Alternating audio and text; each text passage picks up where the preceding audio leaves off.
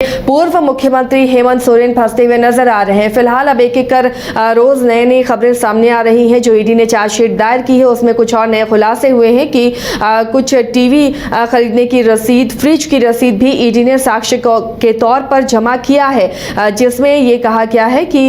ये care taker को दिए गए हैं और जो केयर टेकर हैं वो हेमंत सोरेन के करीबी है या उनके संपर्क में थे। जो बड़गाई जमीन का ये मामला है, क्या बातें हैं, किस तरह से ईडी तमाम सबूतों को इकट्ठा कर रही है। हमारे सहयोगी नीरज हमारे साथ जुड़े हुए हैं। नीरज का रुख करते हैं। नीरज, लगातार ईडी का शिकंजा कसता जा रहा है और बड़े पैमाने पर ईडी अपने जांच को फैला रही है और एक एक कर कई सबूत सामने आ रहे हैं। अब जब ये बात सामने आई है कि साक्ष्य के तौर पर टीवी की रिसीट और फ्रिज की रिसीट अगर पेश की गई है तो कैसे कनेक्शन नजर आ रहा है, क्या कुछ आगे ईडी की कार्रवाई हो रही है, सबूत जो जुटाए जा रहे हैं उससे हेमंत सोरेन की कितनी मुश्किलें बढ़ रही हैं? देखिए आसिया, 31 जनवरी को जब पूर्व मुख्यमंत्री हेमंत सोरेन की गिरफ्तारी हुई थी और गिरफ्तारी के बाद जब ईडी ने उन्हें रिमांड पे लिया था और रिमांड में लेकर पूछताछ की जा रही थी, उसी दौरान और भी बहुत सारे लोगों को समन भेजकर ईडी ने कार्यालय बुलाया था और उनसे भी पूछताछ की गई थी। उस दौरान बहुत सारे कड़ियों को जो है मिलाया गया था और अब जब कि चार्जशीट दाखिल हो चुका है, चार्जशीट दाखिल होने के बाद पता चल रहा है कि किन किन कड़ियों को जो है हेमंत सोरेन से जोड़ने की कोशिश की गई है, क्योंकि चार्जशीट में वो तमाम जो कड़ियां हैं वो दिया गया है, एक बिंदु जो है बिंदुवार तरीके से बताया गया है और जिस तरह से 5 लोगों को जो है इसमें शामिल किया गया है, जिसमें पूर्व मुख्यमंत्री हेमंत सोरेन हैं, विनोद सिंह जो उनके करीबी हैं उनका नाम है, रामकुमार पाहन जो कि उस जमीन के मालिक बताए जाते हैं, हिलेरियस कच्छप का नाम है और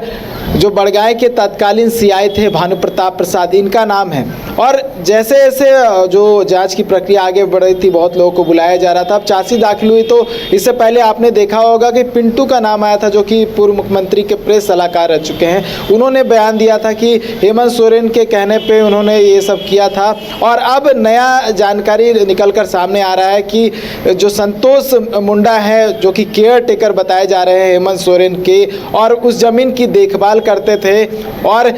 स्मार्ट टीवी और फ्रिज की खरीदारी की है अपने बेटे और बेटी के नाम पर। और ये जो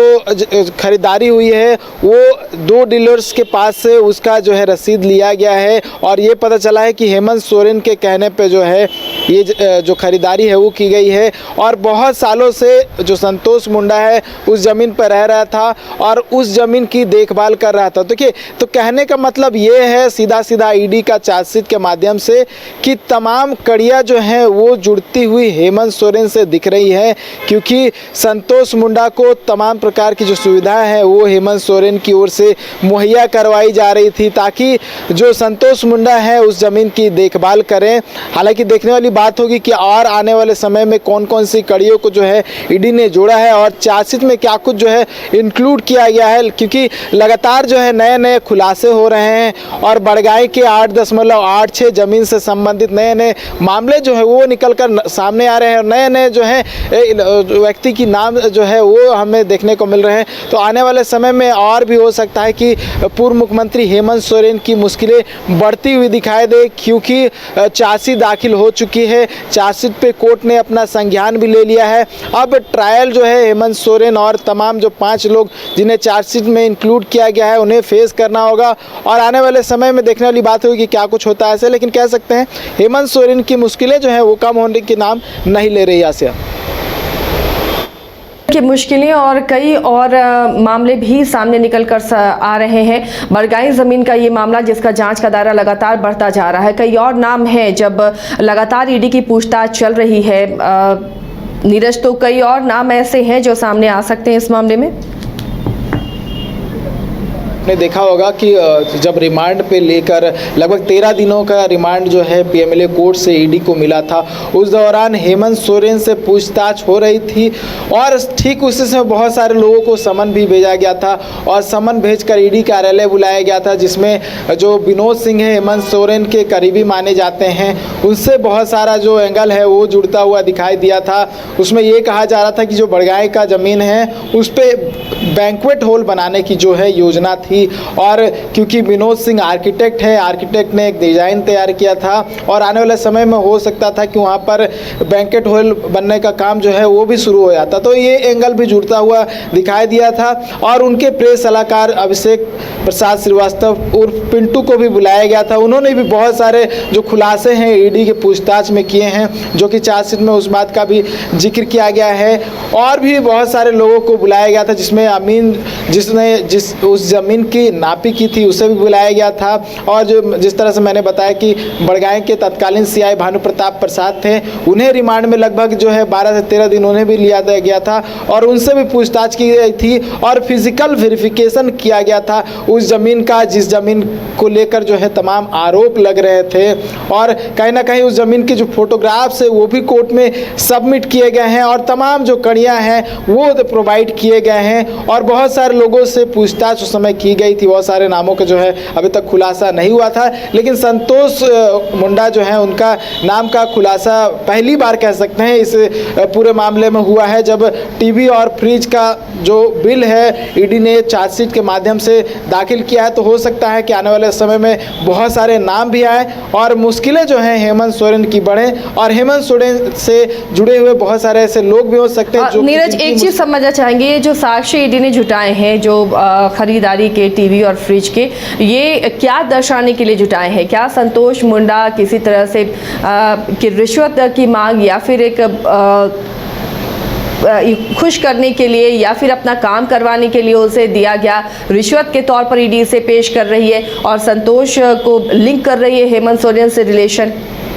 देखिए बिल्कुल, मैंने कहा कि क्योंकि हेमंत सोरेन का केयर टेकर के रूप में उन्हें जो है प्रस्तुत किया गया है, मतलब दिखाया गया है और ये दिखाने की कोशिश की गई है कि बदले में हेमंत सोरेन की ओर से क्या कुछ लाभ जो है संतोष मुंडा को दिया जा रहा था। और ये जो 2 बिल दिखाए गए हैं उसका आधार यही है कि हेमंत सोरेन वो तमाम सुविधाएं जो है वो मुहैया करवा रहे थे ताकि उनकी ज़मीन की देखभाल संतोष मुंडा अच्छे से कर सके, क्योंकि बहुत सारे जो आरोप थे वो लगे थे, लेकिन उस दौरान जो है ये मामला निकलकर सामने नहीं आया था। जैसे जैसे ईडी का जांच का सिलसिला आगे बढ़ा तब जो है ये पहली बार, मैंने बताया कि ये पहली बार खुलासा हुआ है, संतोष मुंडा का नाम पहली बार आया है और टीवी फ्रिज का भी जो है वो भी पहली बार खुलासा हुआ है। देखिए बात छोटी सी है, लेकिन क्योंकि कड़ी जो है हेमंत सोरेन से जुड़ रही है इसीलिए ईडी ने उन छोटे से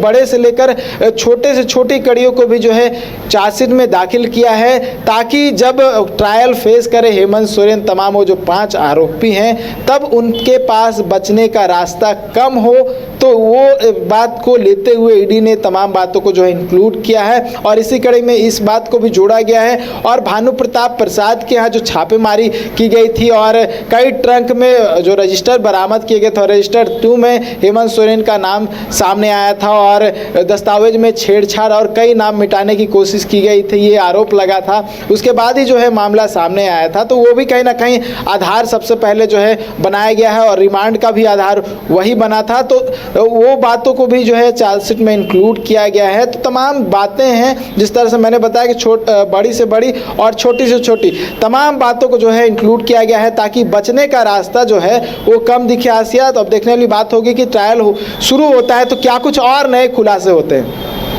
चलिए, तो कई और खुलासे और जिससे हेमंत सोरेन की मुश्किलें बढ़ती हुई नजर आ रही हैं और इस चुनावी मौसम में अगर ईडी इसी तरह अपने सबूत देती रही तो वाकई में हेमंत सोरेन का फिलहाल अभी जेल से बाहर निकलना मुश्किल नजर आ रहा है। शुक्रिया नीरज इस तमाम जानकारी के लिए, तमाम अपडेट के लिए। तो फिलहाल ईडी अपने तरीके से छानबीन कर रही है और सबूत इकट्ठा कर रही है और उन सबूतों को चार्जशीट के तौर पर पेश किया जा रहा है, जिससे ये माना जा रहा है कि हेमंत सोरेन की मुश्किलें बढ़ सकती हैं। इधर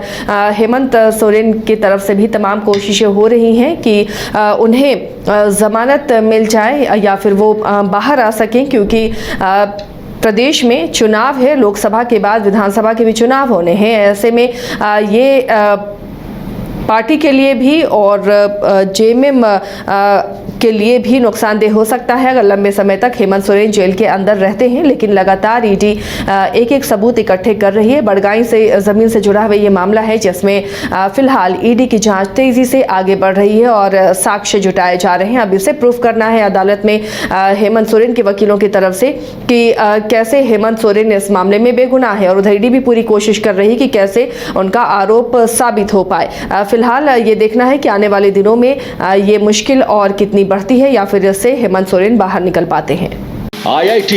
जी नीट एस्पिरेंट्स के सपने को पंख देने आ गया है कंप्लीट सॉल्यूशन इंस्टीट्यूट। यहाँ है smart classroom, 1-to-1 doubt clearing session, ask the expert, video solution और भी बहुत कुछ। मतलब हम करेंगे आपको गाइड, बनेंगे आपके mentor. Foundation classes from class 6 onwards for your bright future. Visit complete solution institute.